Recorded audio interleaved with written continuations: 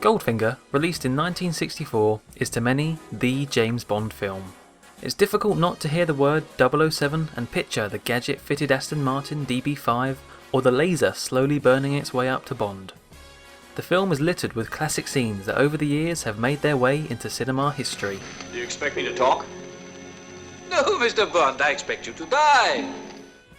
In an effort to appeal more to American audiences, Goldfinger was picked as the third movie adaptation due to its heavy focus on Fort Knox in Kentucky, home to the United States Bullion Depository.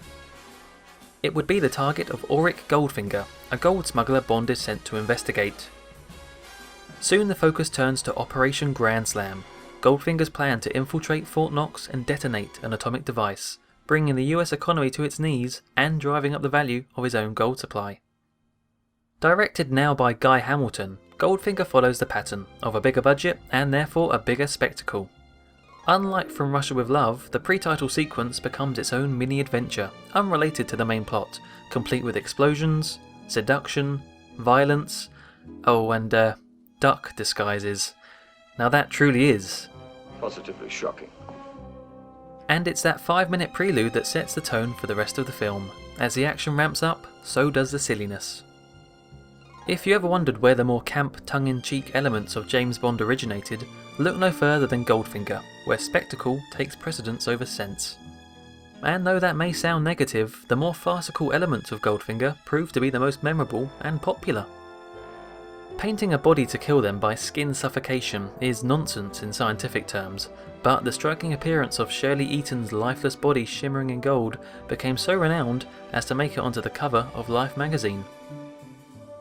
Equally as ludicrous but fondly remembered is the henchman Oddjob. A far cry from Donald Grant, Oddjob is a mute Korean with a remarkable hat-throwing skill.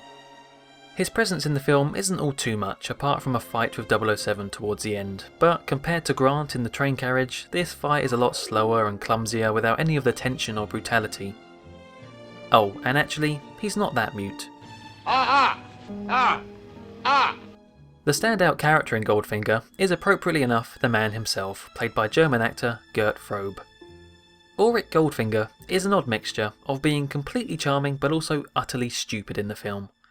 Certainly, his idea to keep Bond alive despite numerous escapes is mystifying, as well as revealing his evil plan to a room full of mafiosos, only to kill them immediately afterwards. Yes, the reasoning for doing so is simply for the audience's benefit, but really, it's just lazy writing. Yet his cheerful expressions and small tics do make him seem more human, and Frobe manages to achieve a great presence on screen. If it weren't for the megalomaniacal tendencies, I'm sure he'd be a right laugh to have a few drinks with.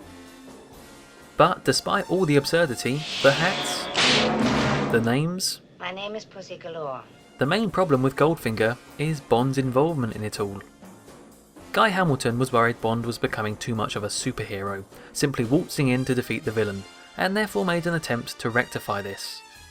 The issue being they went too far and reduced Bond to nothing more than a prisoner of war for the majority of the film. Instead of advancing the plot himself, 007 is left to stand and watch. And to further remove this superhero element, a reliance on gadgets was added, an idea which soon became standard and more exaggerated each time.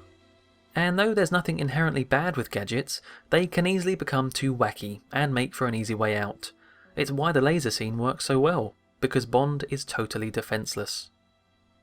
Ken Adam returned from working on Dr. Strangelove to create the wondrous sets in Goldfinger, with their design being a highlight of the film. From Goldfinger's revolving, rearranging rumpus room to the bullion depository, dubbed Cathedral of Gold by Cubby Broccoli, they're all very impressive.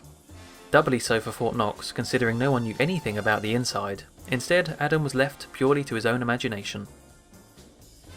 No review of Goldfinger would be complete without mentioning the booming vocals of Shirley Bassey over the most recognisable of the James Bond themes.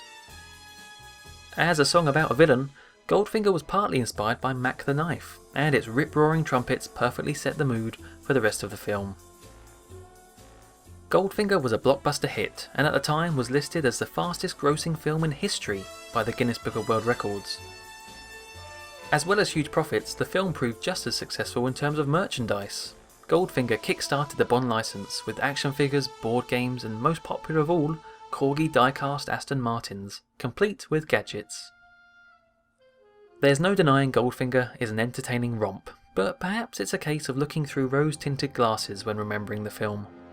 From Russia with Love introduced many recurring elements, but Goldfinger solidified them into the classic James Bond template, a template which was certainly used in its sequel.